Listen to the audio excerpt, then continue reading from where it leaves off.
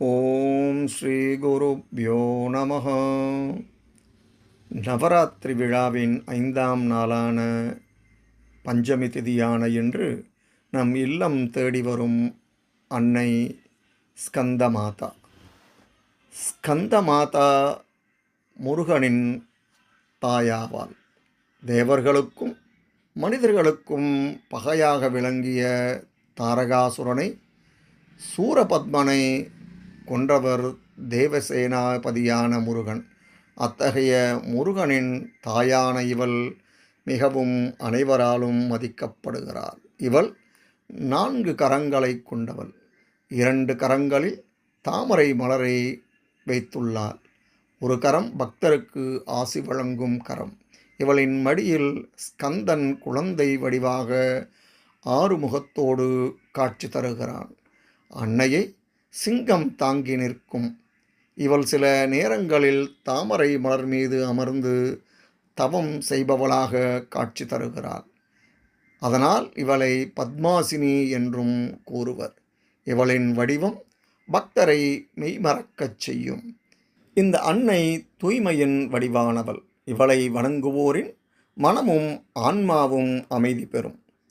இந்த அன்னையை வணங்குபவர்கள் தங்களுடைய துக்கங்களை மறப்பர். வாழ்வில் இறை இன்பத்தை அனுபவிப்பர். இந்த அன்னையின் ஆசிகள் உண்மையான வேண்டுதல்களை நிறைவேற்றும். தன்னை நாடி வருவோரை இவள் என்றும் கைவிட மாட்டாள். இந்த அன்னையின் அருள் மோட்சத்திற்கு இட்டுச் செல்லும். இந்த நாளிலே யோகிகள் விசுத்தி சக்கரத்தை அடைவார்கள். விசுத்தி என்றால் கலப்படமில்லாதது, தூய்மையானது என பொருள். இந்த அன்னையின் அருள் கொண்டு இந்த சக்கரத்தை அடைவோரின் மனம் தூய்மையான கருத்துக்களால் நிறையும்.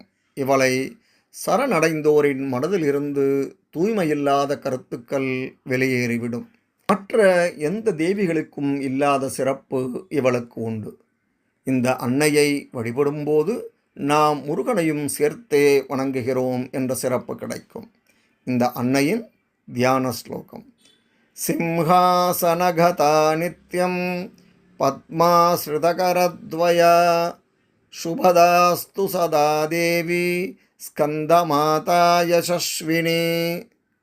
தன் 2 கரங்களில் தாமரை மலர் ஏந்தியவளும் சிம்ஹாசனத்தில் அமர்ந்திருப்பவளும் ஸ்கந்தனின், அதாவது முருகப்பெருமானின் தாயாகவும் திகழும் தேவி துர்க்கையை நான் வணங்குகிறேன்.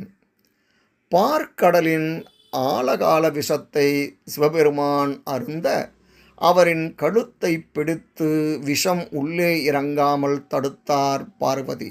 இதனால் ஈசனுக்கு நீலகண்டன் என பெயர் உண்டு. அப்போது ஏற்பட்ட புஜங்க தாண்டவத்தில் தோன்றியவள்தான் இந்த ஸ்கந்தமாதா. இந்த அம்பிகையின் திருநாமம் மோகினி. இந்த அன்னை சும்ப நிசும்பர்களை வதம் செய்தவள். 6 வயது சிறுமியை வைஷ்ணவியாக பாவித்து வழிபடுதல் வேண்டும். திதி பஞ்சமி திதி. போட வேண்டிய கோலம் கடலை மாவு கோலம்.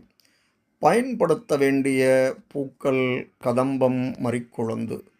நிவேதனம் செய்ய வேண்டியவை பால் சாதம், பயத்தம்பருப்பு சுண்டல், பாயசம், சர்க்கரை பொங்கல்.